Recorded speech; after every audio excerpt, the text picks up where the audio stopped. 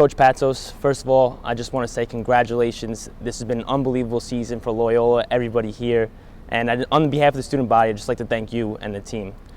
But Coach, it seems like you've had the talent in the past couple of years, Brett Harvey, Jamal Barney, players like that. But what makes this team different? What made this team a MAC champion? Yeah, to answer your first part, I'm grateful to the students. I'm lucky because when they come out and the alums and stuff, it really makes it easier to win. And our guys know it's about caring. And when you see the fans out there, you know that they really care. The MAC's a great league. You got to be very careful. Brett Harvey, the year we beat Indiana, we were very good. In 1 week, Brett Harvey was out for 4 weeks, and Winbush never returned. At our level, you don't just grab another player. I was at the ACC for 13 years. I can go down the bench and get a guy that can come close to competing in the ACC. Here, it takes time. We had some good teams with Gerald Brown. We won 18 and 19 games. Siena went to 3 straight NCAAs. Last year, I thought January 1st, we turned the corner. We had lost to Howard, we lost to Bucknell. We decided as a team to play more together. And what happened was, from January 1st on till right now, it's been a work in progress, and we've been climbing the mountain. That's great. And now, Coach, every victory seems to be a team effort for us. We have a really balanced scoring attack game after game. Do you think that balance is going to become an advantage or a disadvantage in the tournament? It's a great question because it could go either way. I think balance is, I'll tell you what's more important than balance is depth. We have 8 guys that can play. Jordan Latham's our 8th man. He's really coming. Winbush is good. Justin Drummond would start on most teams and probably could start here. It's just his position's it's filled by Robert Olson, but he's a 6th man who can score. On the other hand, I don't have a go-to guy. I can't write up a play for Larry Bird. I can't write up a play because I grew up in Boston. I don't have a play to get Kobe Bryant the ball, and I don't have a play to get Juan Dixon the ball who I coached in college. And sometimes when you need a bucket, because it can be tough to score because everybody's so prepared and the defense is so good, that's the problem there. I'd rather have 8 good guys, but sometimes having a couple great guys can propel you. But this team really plays well together. I think one of the reasons the scoring is so balanced is we just look at who has the best matchup and give him the ball. That's great. And Coach, we have obviously number 2 seed Ohio State coming up, and they're going to be a tough challenge for us. But they are led by Jared Sullinger, the 6'9", 270-pound center.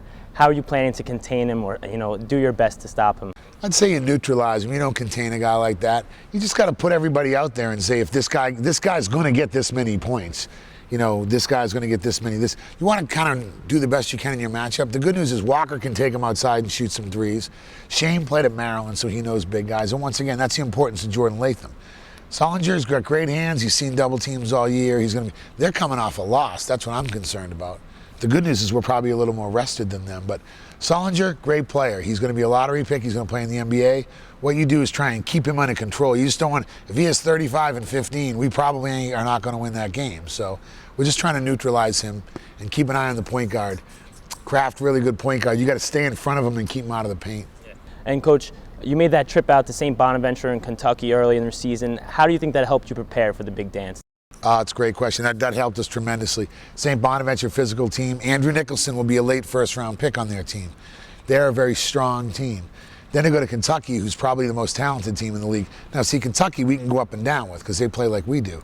But that was a good, 2 games in 4 days, high-energy games, really high-talented games, and that's why you play them, to hope that they pay off down the stretch. And I think playing St. Bonaventure really helped us beat Fairfield in that grind-it-out type of game.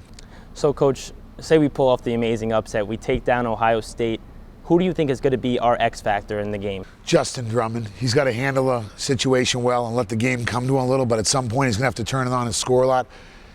R.J. Williams is a really good player, but this might not be the greatest game because, he's all of 5'5". So at that level, when everybody's 6'2" and 6'3", now if R.J. goes full tilt and can really get the game going, what R.J. is going to do is get the game going north-south as opposed to east-west.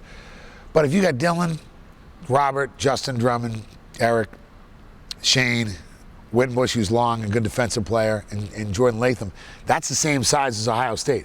And what's funny is RJ may be pulled out, but if he can really get going, and he's a great defensive player, he could be the X factor. He'll be the X factor defensively, Justin Drummond on offense. Coach, last night in Reed's Selection Sunday, I heard you talking about how this is now a 4-team tournament for Loyola. What do you mean by that? Can you explain that a little further? Kind of got that from Krzyzewski. Gary Williams and I just used to look. Gary Williams looked at it one game at a time, but in terms of, instead of answering these questions of what do you think of the bracket and who should have been seeded, hey, we have We played St. Bonaventure in Kentucky in 4-day period. We are going up there to play Ohio State. If we win, the only thing that's going to change is we're going to play either Gonzaga or West Virginia.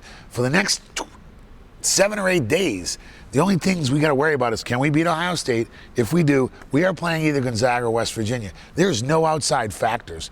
We're not going to be moved. The region's not going to be moved. Our games, we don't know where we're going to, I guess we'd go to the next site, Boston. So, because that's easy. My point is this: all we know is we're playing Ohio State, and we're going to play the winner of Gonzaga and West Virginia. There's no losers bracket, so it's easy. You just keep it right in there in that frame sense. And what do we worry about? Shoot around. I'm going to the Andy Warhol Museum on Thursday because that's in Pittsburgh, where he's from. A very good Catholic, Andy Warhol. People don't know that. A devout Catholic. And other than that, we play at 9:50. If we win, we'll worry about the next thing. But all we have to worry about is whether it's West Virginia or Gonzaga. Now, Coach, let's talk about the team a little bit, the players. Eric Etterly, he's grabbed the spotlight with his tremendous dunks and athleticism, but what does he bring to the floor that makes him such a force offensively and defensively? He's a great competitor, Eric. Eric's one of the nicest guys I've ever coached off the court. Real gentleman, smart guy. Sometimes you worry if they can turn that on to being a little angry on the court, playing with emotion. When he turns that corner, when he gets emotional, he's a great player. But Eric's good because he's willing to do the dirty work. He probably thought he was going to play the 3 when he came here, because in recruiting I tell him that. Then I got here and said, well, actually you're playing the 4. It's only one spot up. Get on the ball and start rebounding. See, that's how recruiting works. I hope you're all paying attention as business majors. They're going to say you're going to be our top stock market guy. They're like, yeah, cold calls for 2 years. My point is he's been willing to say, okay, I got to do more dirty work. I thought I was going to be a 3-man. Justin's here. Robert's evolved. He's turned into a 4-man, and he's done a great job. He's accepted his role. He's bought into what we're trying to do, and it's served him well. And Bobby Olson's another guy we'll talk about. He shot the ball lights out this year. How important do you think his 3-point shooting is going to be in the tournament? Absolutely big. The one little flaw they have, if Ohio State makes 3s, we're in trouble. I think we can race them up and down the court and get open 3s for Bobby. In the half-court set, they're a very good defensive team, but we can get him some open looks. He's been great. Bobby Olson's a great kid, great competitor.